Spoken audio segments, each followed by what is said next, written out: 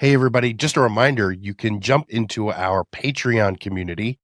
We're putting some interesting things up there, some files, some photos, some various things that we're not able to fit into the podcast that you can find about some of the cases we've covered. So you can go to join our Patreon community.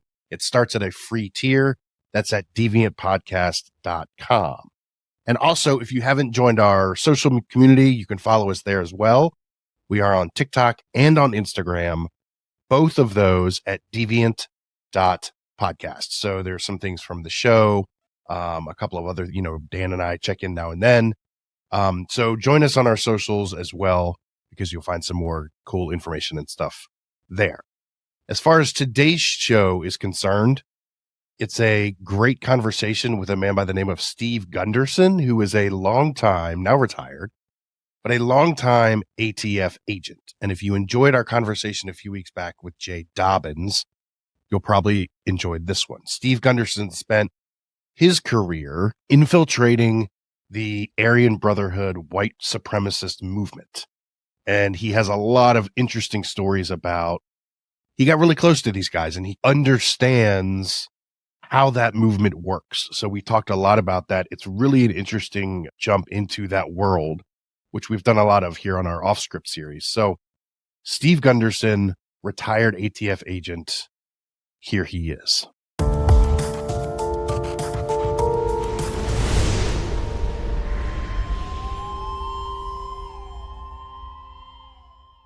So, Steve, thanks so much for being with me today. And you spent decades in the ATF, and your life sort of was like police work on steroids in a lot of ways.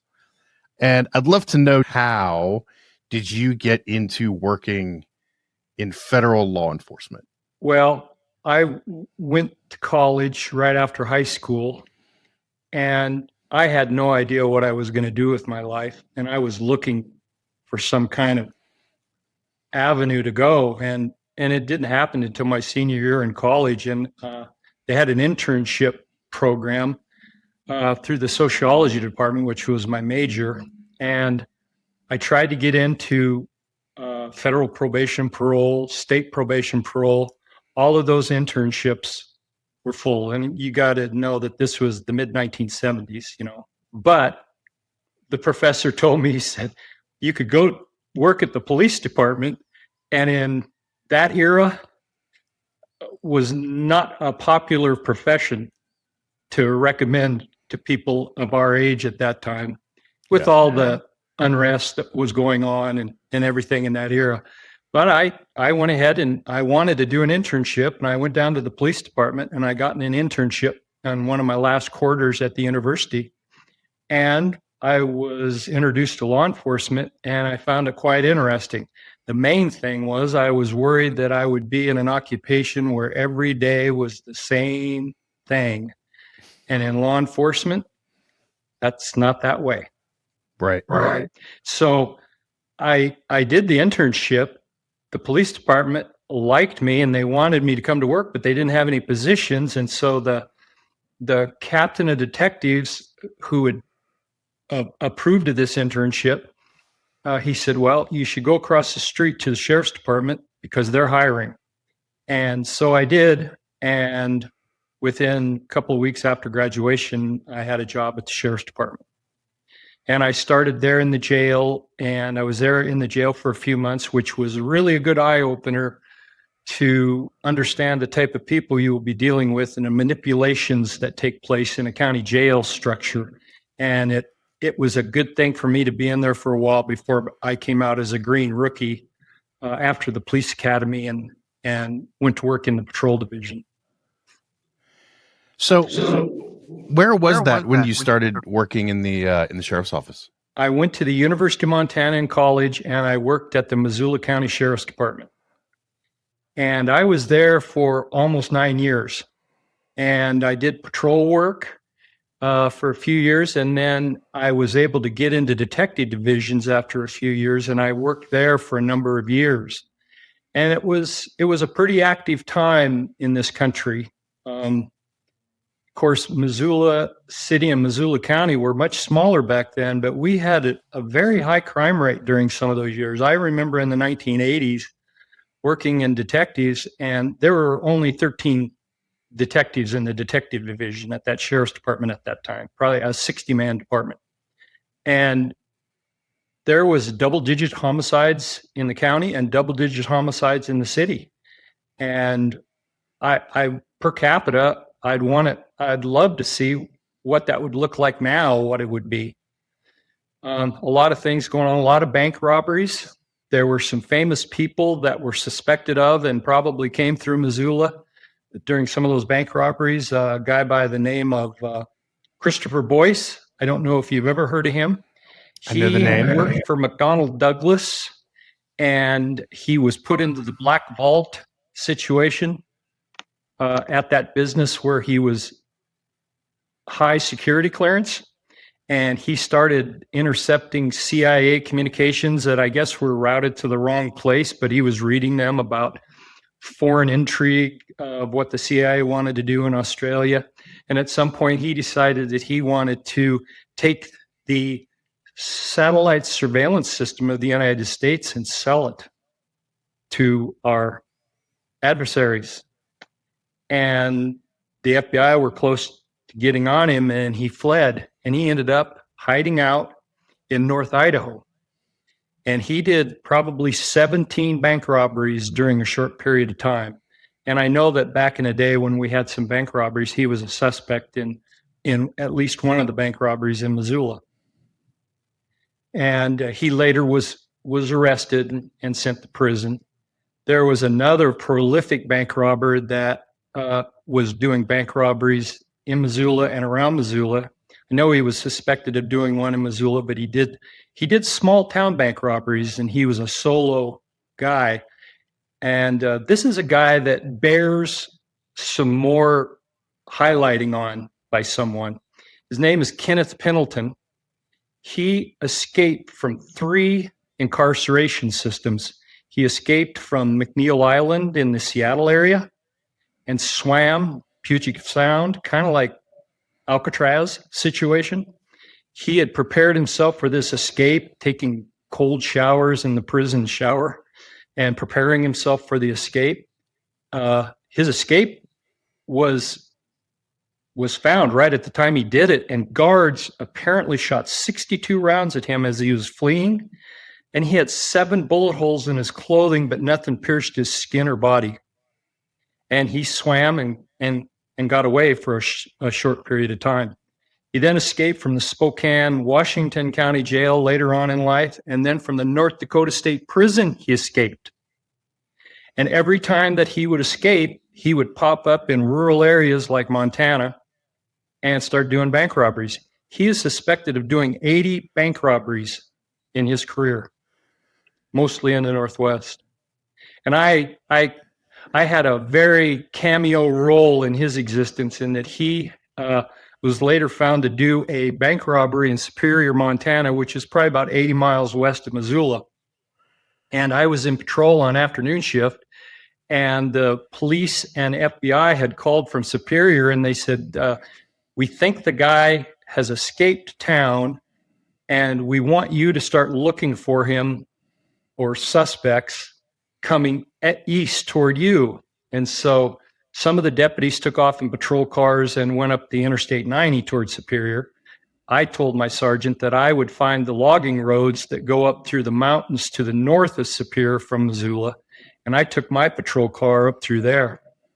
It's kind of a humorous situation because a deputy who was getting off work came running out, and he goes, "Are you going on the bank robbery?" I said, "Well, you just got off your shift." And he goes, "Well, I want to go. I go, "Well, the more the merrier." So he jumped in with me, and he was a passenger in my car. Well, we made our way, that 80 miles on logging roads with a patrol car, a Chevrolet Impala, I think it was. And I was driving crazy, and we thought maybe we might meet somebody coming, and whoever we met, we'd stop and check him out. Probably lucky we didn't, because this guy was a hard case.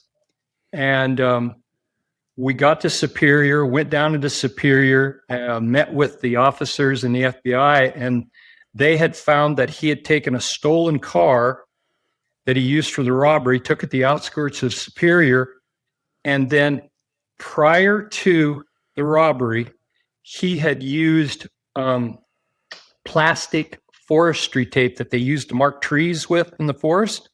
And he had navigated a trail from the top of the mountains down into Superior, which was in a valley along the river.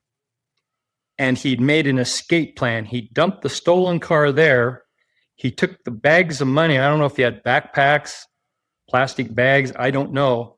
And he made that very grueling hike up that mountain range to the top where the logging road was, where we had come in. And we didn't know it at the time when we drove through, but he had hidden a stolen Ford pickup truck with pine boughs over it, covering it, and he made his escape. And he had several ways to go on those logging roads, west, north, and east. And it would have been, we didn't have a vehicle description at the time, so we probably never would have caught him until we knew the vehicle description. The interesting thing about this guy is his MO was that he would go to auto parts stores. And back in that era of late 70s and early 80s, Ford was the remaining manufacturer that would not move the locking steering key up to the steering column. And Ford pickup trucks were still using a dash-mounted ignition system. So what Pendleton would do is he'd go, after he figured out a bank that he wanted to rob, he'd go in and get a Ford starter unit. He'd go into the airport, long-term parking, find a pickup truck that met what his needs. He'd get into the truck. He'd just switch out the ignition system and use that for one of the stolen vehicles in his robbery. What was the impetus of his criminal activity? Was this a situation where it was like extremism or political or just? No, interestingly enough, he was raised over in Western Washington and then went to high school in Spokane. But he was married at a very early age, and his first wife suspected him of murdering a couple in Montana back in 1963. And he came home with blood all over him and told her he'd hit a deer and he didn't want to talk about it.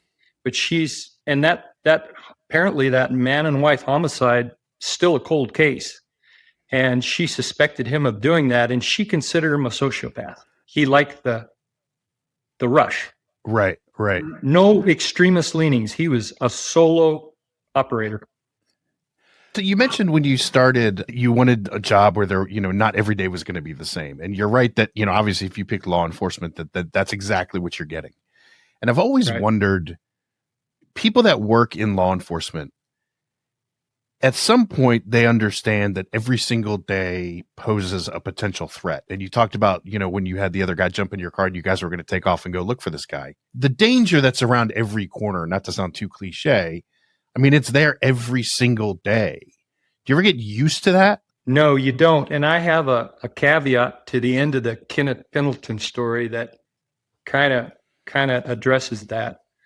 I was in detectives sometime later because, this Pendleton kept escaping from prisons and going back out and robbing banks. And so toward the end of his long multi-year bank sprees and after probably his last escape from prison, we were up in the detective division. I was up there with my sergeant, Al Kimmery, and an FBI agent from Missoula who had not been in Missoula many years and didn't have an institutional history of Missoula and things that had happened in the past.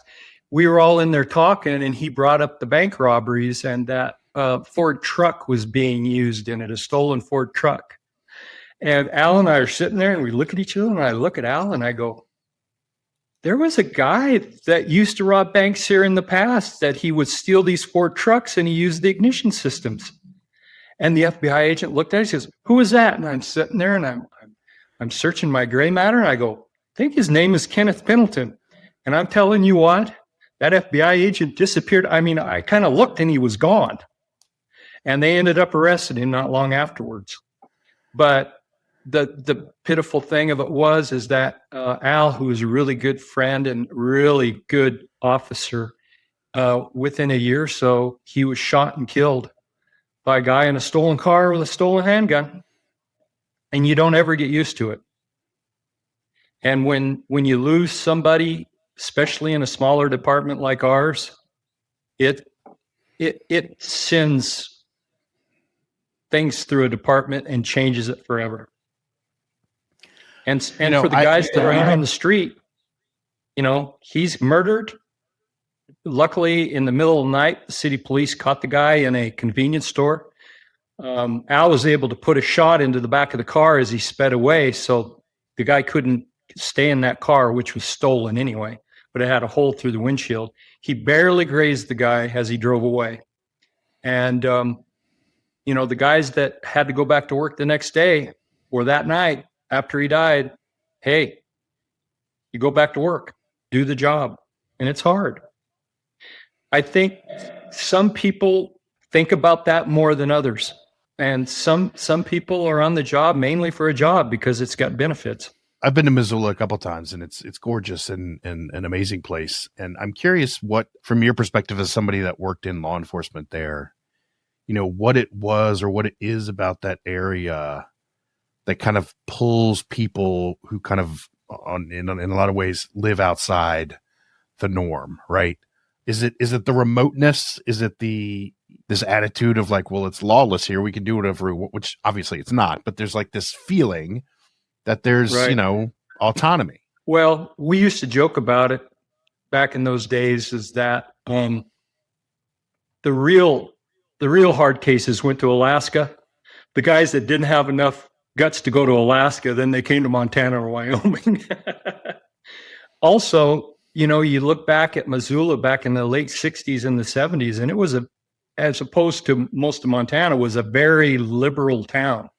And during the Vietnam era, SDS people, the local SDS, Students for Democratic Society, burnt down the ROTC building on campus, and there were anti-war demonstrations in the streets. That when I was in college, I remember one time myself and another guy took off from a class in the afternoon to go downtown and watch one.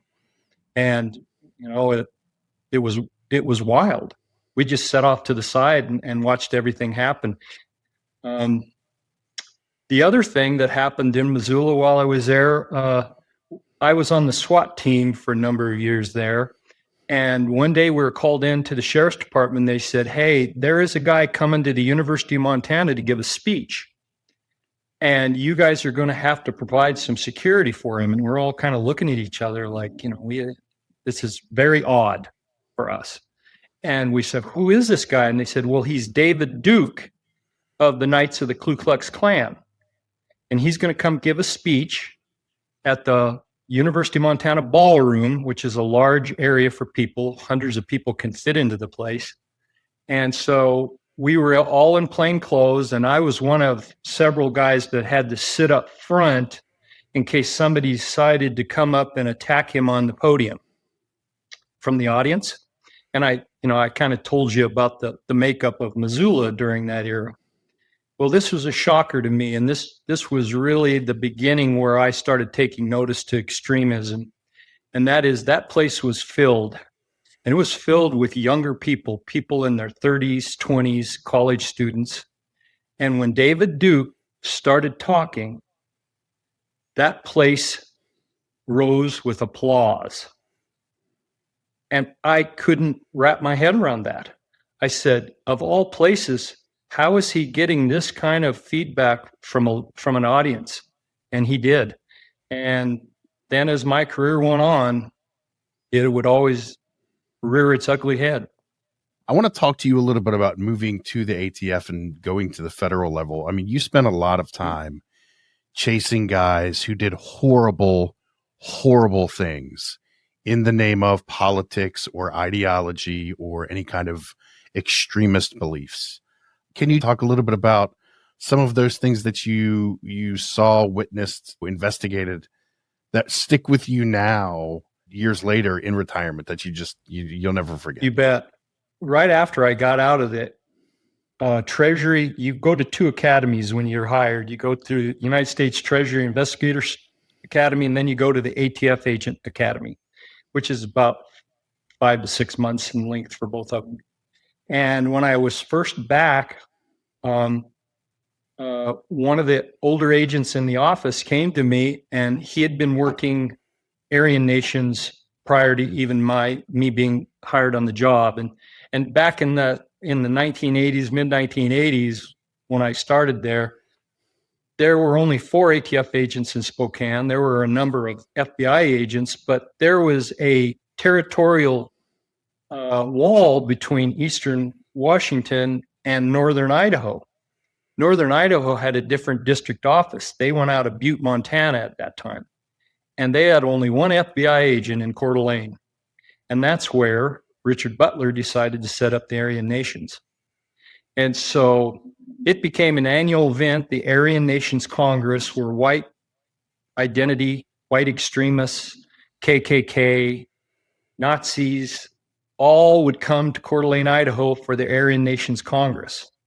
And then another date was set annually for a skinhead conference that would take place there. So it got very, very busy, especially during those times. And the ATF agent, the older ATF agent, came to me and said, would you be interested in working undercover case during Aryan Nations Congress? Now, I didn't have to go out to the Aryan Nations compound. What had happened was an informant that we were working with had met a KKK Clavern leader who had some firearms for sale. And so I was set up to go meet this Clavern leader at the motel in Coeur d'Alene.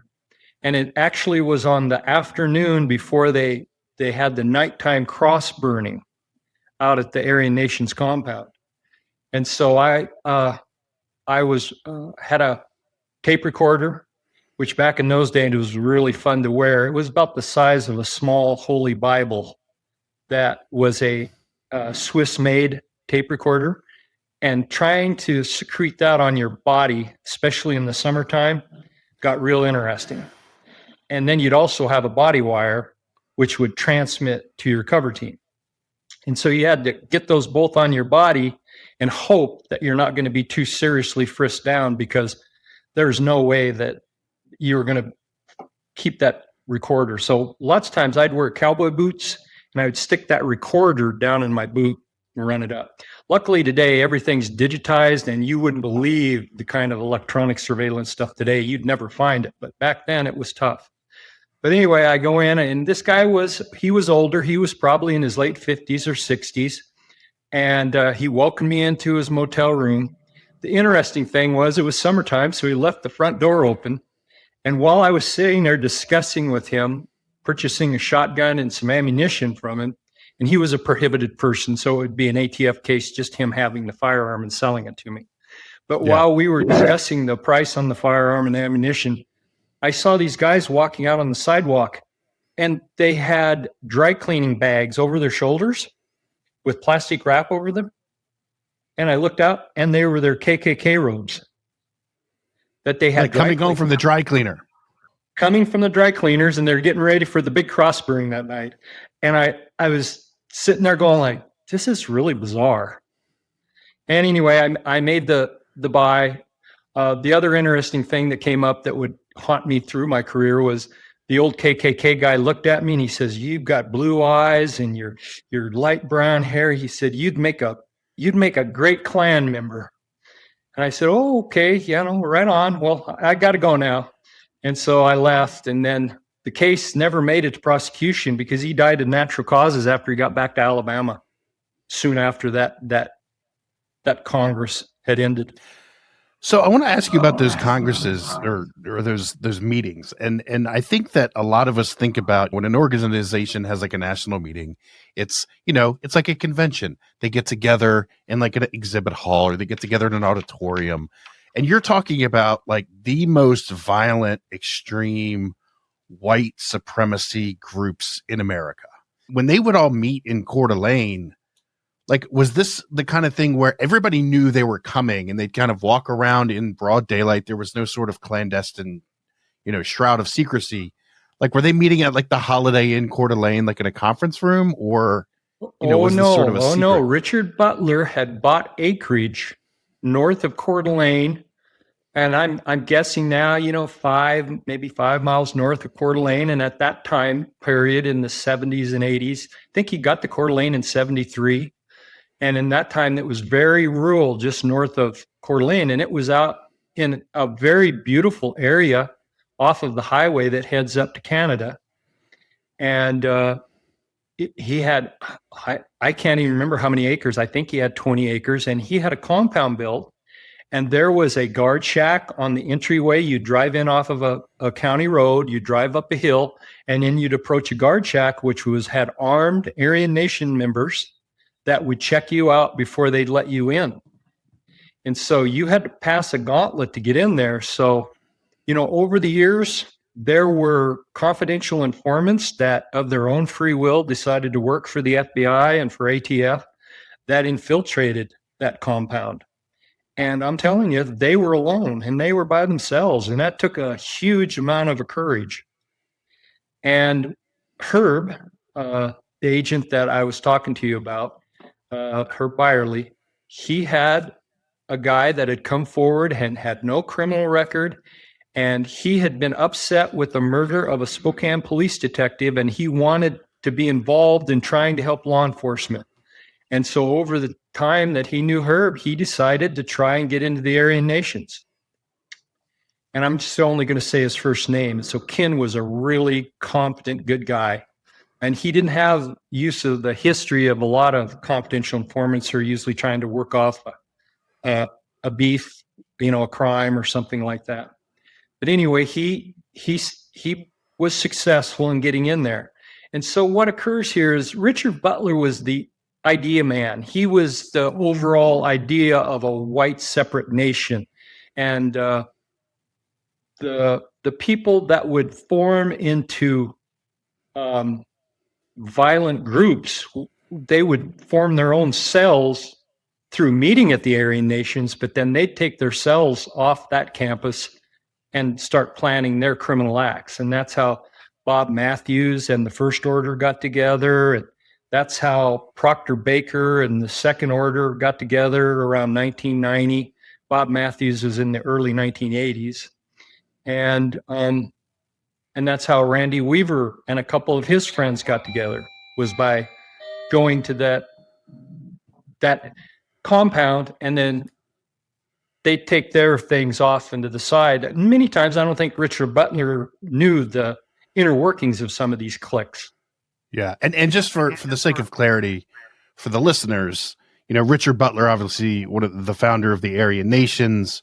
And you mentioned Randy Weaver, who obviously was involved in the kind of the centerpiece of the Ruby Ridge siege.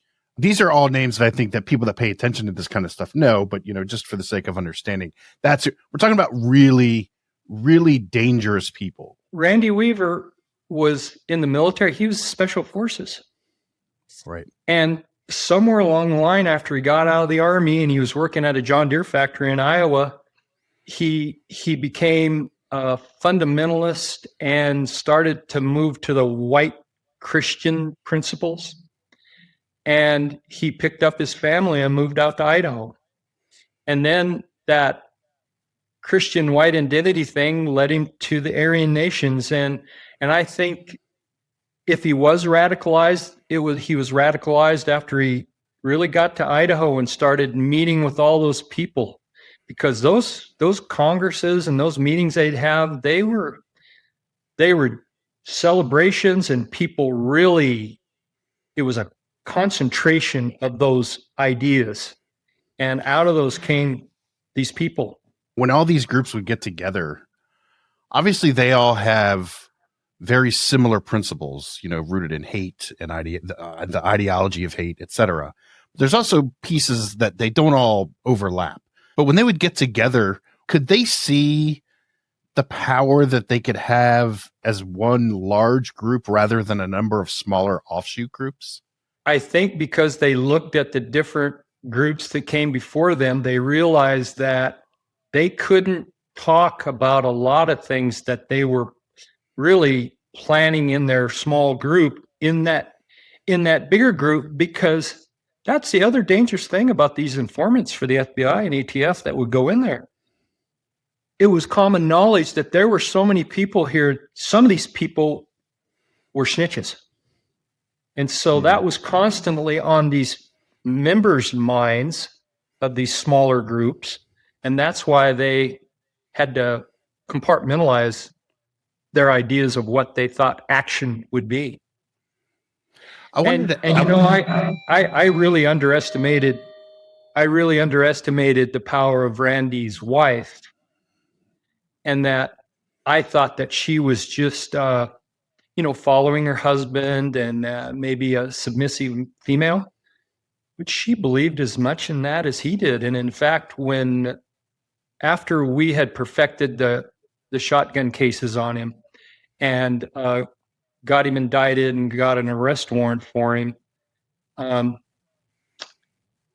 we ATF made the first arrest, and we did that with no violence. They were armed, but we caught them. We used a ruse with a pickup camper and caught them off guard. The pickup camper had two undercover agents, a female and a male, as like their engine had given up on them. The hood was up and was blocking the road that they're on. And so Randy and Vicky got out of the car and came to render aid to them, see if they could help them, because they needed to get the vehicle out of the road so they could get by. And that's when we arrested him. After that, he was released on that federal firearms charges. And at that point is when he went up on top of the mountain and became a fugitive. And during that time period, I talked to her parents during those years, because they would come and want to know what was going on. And I'd meet with them sometimes in Coeur d'Alene, and I'd say, no, he's up there. And, this is out of our hands now. It's up to the marshals to arrest him now because he's a fugitive. And they pretty much told me that she was into it as much as he was. And many times he may have wanted to turn himself in because of his family. And she would say, no, you're not going to leave this family. You're going to stay out here, and then of course we all know what happened. It led to the shootout with the marshals, and then the FBI hostage rescue team coming in trying to settle that down, and all the things that happened. Were you on site? No, I was involved in that right up to but there was a year or so where ATF was no longer involved in it, and I had been put on a task force. In 1991, I went to Washington, D.C. for most of a year on a task force, an armed career criminal task force, where I worked in Washington, D.C. on the street. And then the next year in 92, I went to Los Angeles and I worked in another armed career criminal task force in Los Angeles for most of the year. So I was gone. And in fact, I had an old buddy from the sheriff's department in Missoula that called me in the middle of the night at my apartment in Santa Monica and woke me up. And I knew he was with the FBI.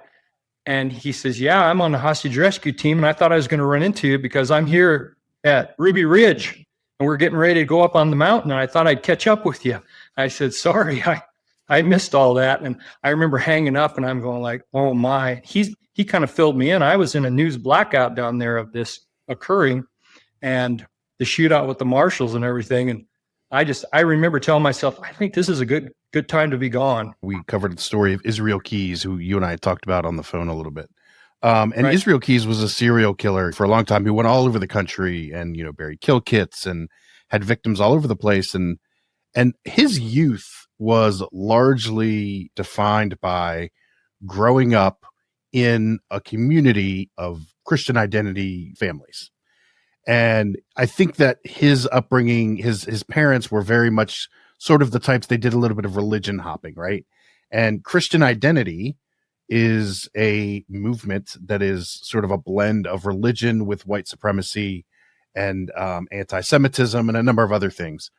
And I know that you tracked Chevy Kehoe and Shane Kehoe, his brother, and Chevy Kehoe and Israel Keys were pals in that same community in Colville, Washington. So listeners of this show may know who we're talking about.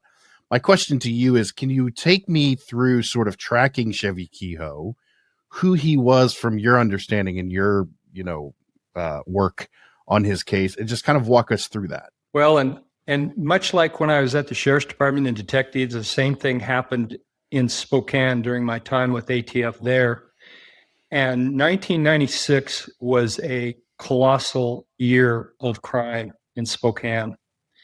And it was a intersection of the Hells Angels had started in Spokane in 1994 and were growing in their influence in the criminal underworld of Eastern Washington and Northern Idaho.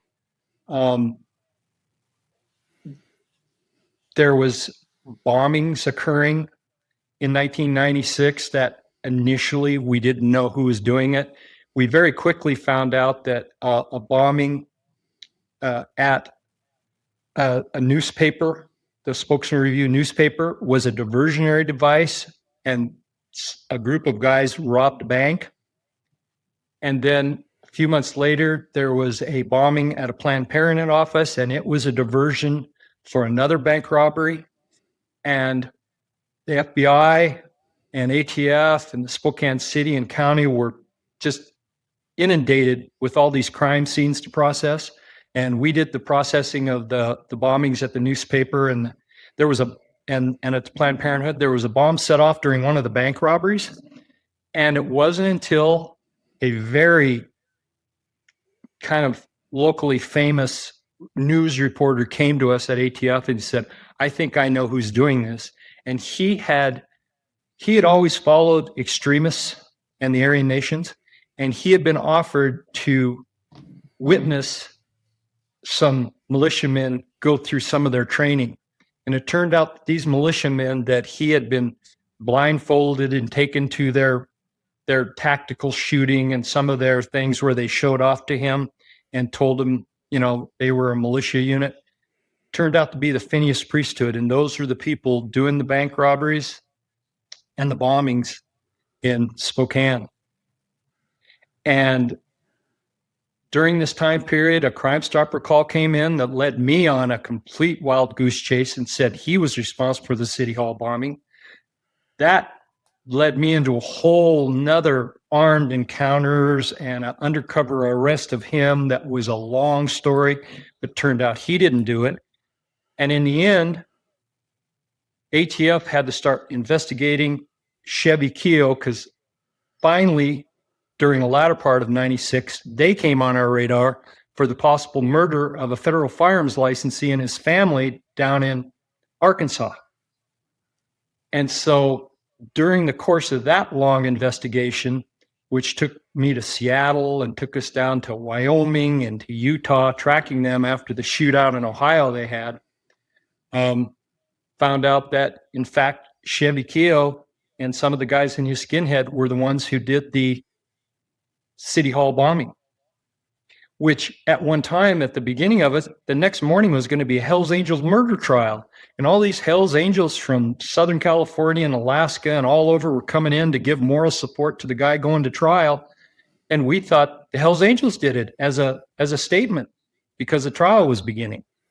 And we were wrong. And then I went off the wild goose chase of Paul Kavanaugh, and that turned out not to be. And then finally, we found out that it was Chevy Keogh and his crew. I mean, it was mayhem. His life was mayhem. He was an awful person. And it was, a lot of that was rooted in ideology and religion and, white supremacy. And just kind of walk us through a little bit about like what you learned about who he was, where all of this life of mayhem kind of came from.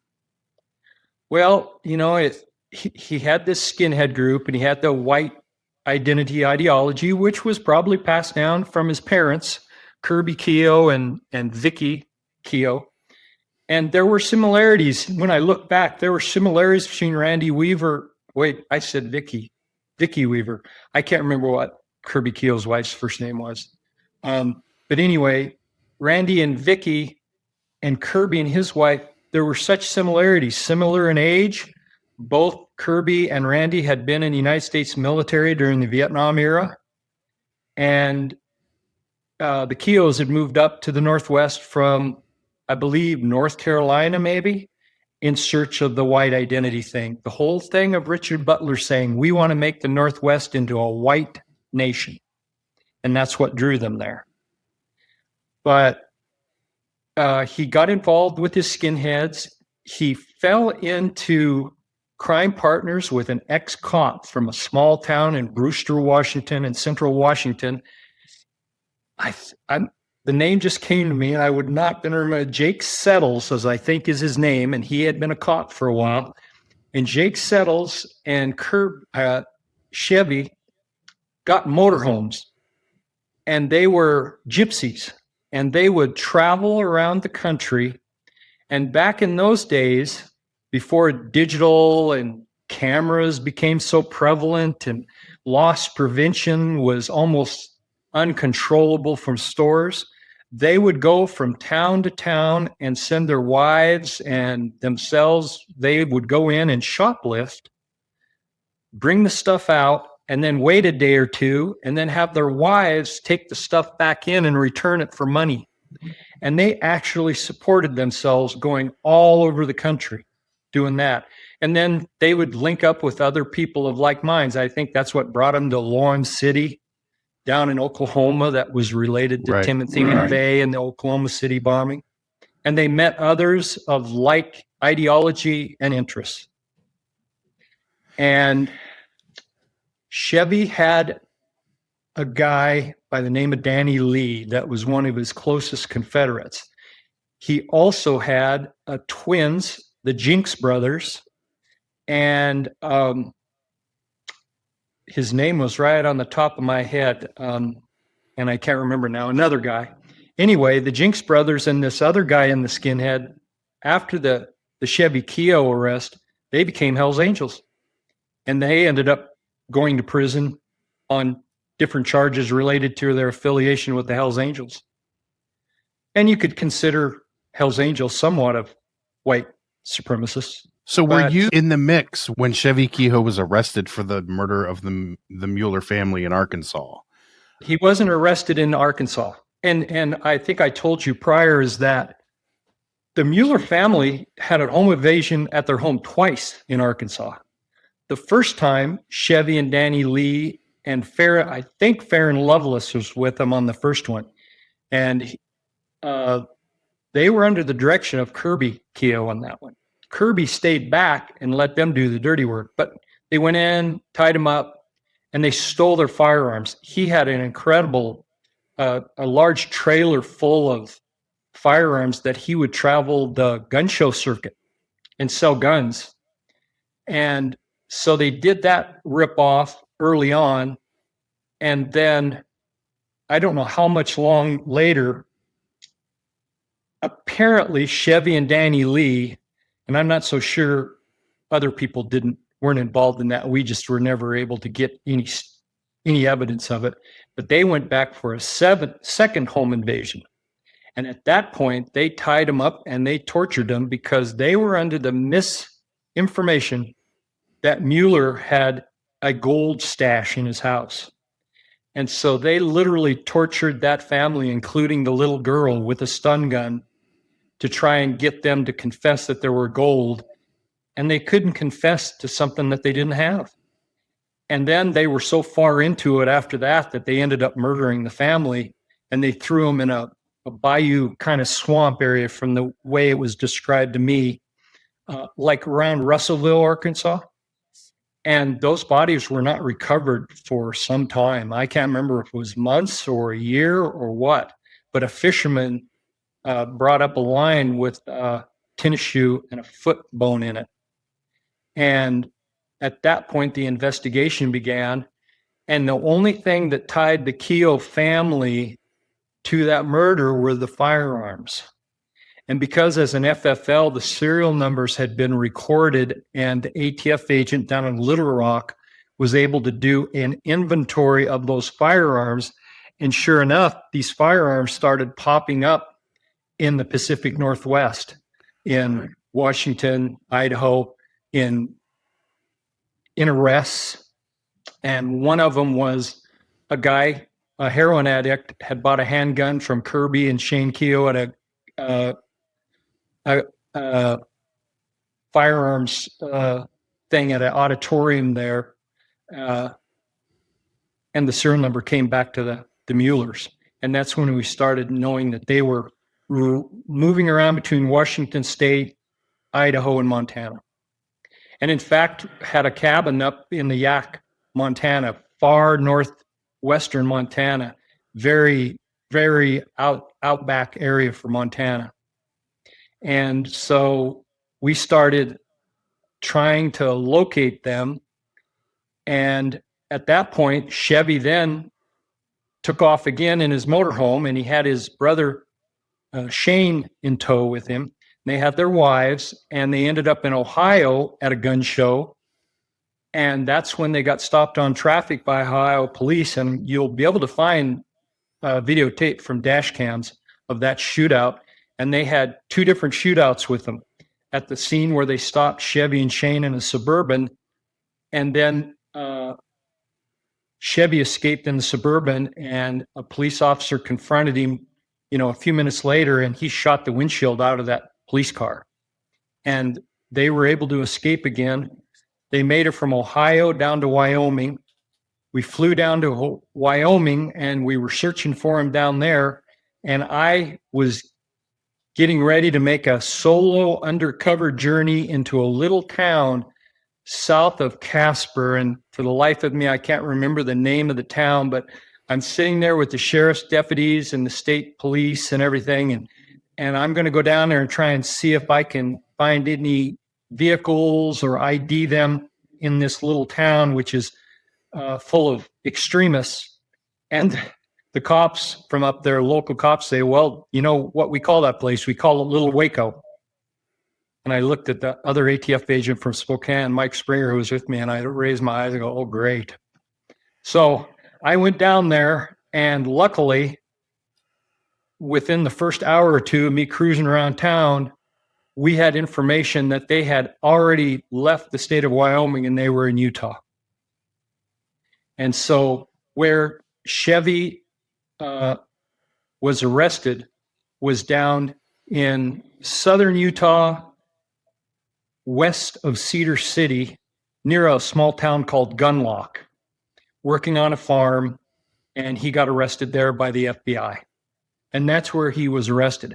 And Shane, luckily, had fled because he was afraid of Chevy, because Chevy had designs on his wife, and Chevy had become a polygamist in ideology.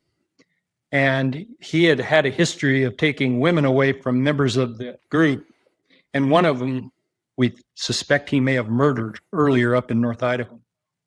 But Shane made it back to Spokane, or up to Springdale, and then he turned himself in. And that's when we became fleshing out everything that had happened in the last few years with Chevy and where he had been and what he had done. You've chased some really, really bad dudes over the course of your career. And I'm curious if there's ever been instances when you were at the ATF, when you found yourself in a position and you thought, I'm not so sure this is going to end the way I want it to end. There were several times. I was working undercover, outlaw motorcycle gang in Oregon, and I was in the Portland area, and I was with an informant, and we were setting up a 2-pound methamphetamine deal from this motorcycle gang, and we were going to complete the deal at the motorcycle shop they owned. Well, we'd made several visits there to negotiate the deal because the informant was my in between with the gang to buy the drugs. And we were on motorcycles. And so we showed up, and on the day of the purchase, some guys showed up in a car who were obviously bikers, and they came in, and I realized right then and there that was going to be the supplier of the meth.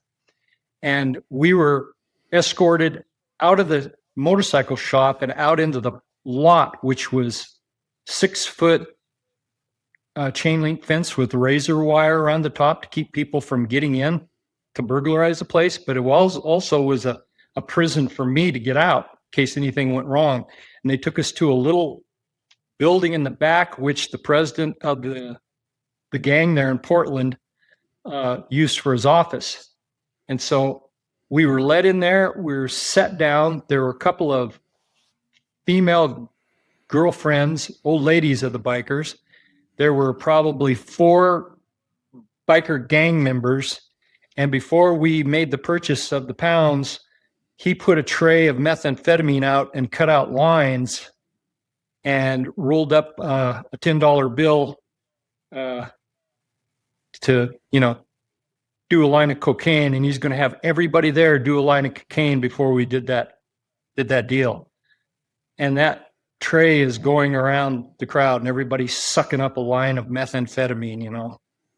Is it And getting that's closer closer to you? And I'm going like, man, I don't know how I'm going to do this. And so I decide that I'm going to try an excuse. But I'm telling you what, if they had put a gun to my head, I'd have been right on that cocaine. I'm telling you that.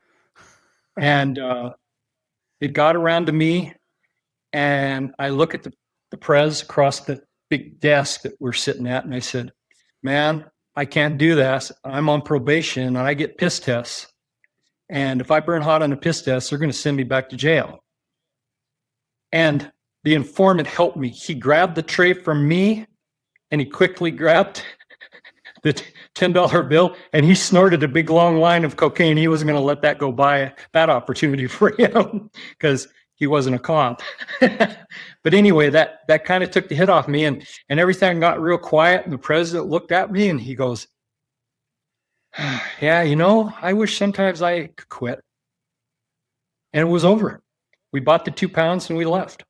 And we ended up arresting everybody later. But that was one of those times. There were several times that I was confronted with using drugs, and it got dicey. I would like to add one thing. Add whatever you'd like. I'm going to join up with the KKK guy earlier in my career from the Aryan Nations Congress, and how he said that I look like an Aryan and I'd make a great KKK guy.